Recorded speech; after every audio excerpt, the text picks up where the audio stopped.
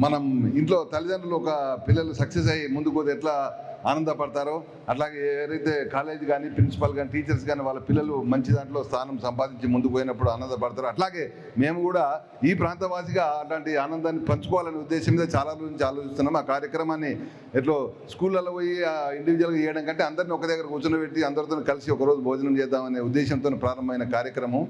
ముఖ్యంగా ఈ సందర్భంగా చాలా ఘనంగా చేయాలని మండలాలు పెద్ద పెద్దలను పిలవాలనే కోరిక ఉన్నా ఆ అవకాశం దొరకలేదు. కాకపోతే లోకల్ మిత్రులందరినీ పిలవడం జరిగింది. చాలా మహావాన్ని నుంచి అందరూ సహకరించి వచ్చినారు.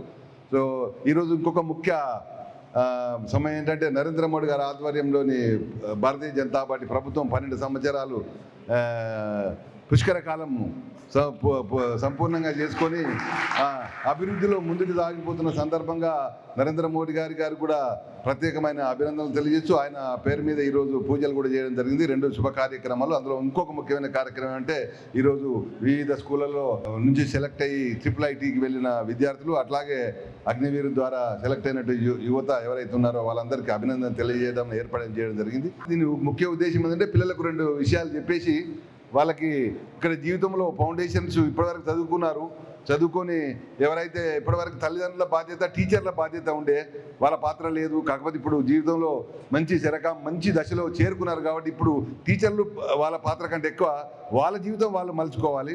ఇంతవరకు టీచర్లు తల్లిదండ్రుల పాత్ర ముఖ్యంగా ఉంటుంది. ఇప్పుడు మాత్రం వాళ్ళే ముఖ్యమైన పాత్ర పోషించి మంచి మిత్రులను మంచి సాహసాన్ని ఎన్నుకొని మంచి కష్టపడగలిగితే 4 సంవత్సరాలు మీరు కష్టపడగలిగితే తప్పకుండా జీవితంలో సక్సెస్ అవుతారు.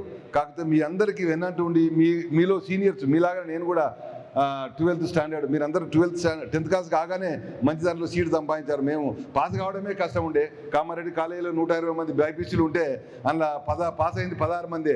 అందులో 12 మంది రెగ్యులర్ పాస్ అయ్యారు. 4 గ్రేస్ మార్కులతో పాస్ అయ్యారు. ఆ 4 గ్రేస్ మార్కులలో నేను ఒక్కరిని పాస్ అయినాను. అక్కడే మా గ్రేట్ సక్సెస్. అప్పటి నుంచే జీవితం మార్చుకున్నాము. మనం అప్పటి వరకు అయితే ఎవరో టీచర్ల బాధకు తల్లిదండ్రుల బాధకు చదివిన వాళ్ళము మన జీవితం ఏదో ఇది మార్గం ఇది కాదని నిర్ణయించుకొని గట్టిగా కష్టపడి నేనే మీకు ఎగ్జాంపుల్గా తీసుకొని ముందుకు వెళ్ళాలని తప్పకుండా మేము ఎన్నంటి ఉంటాము.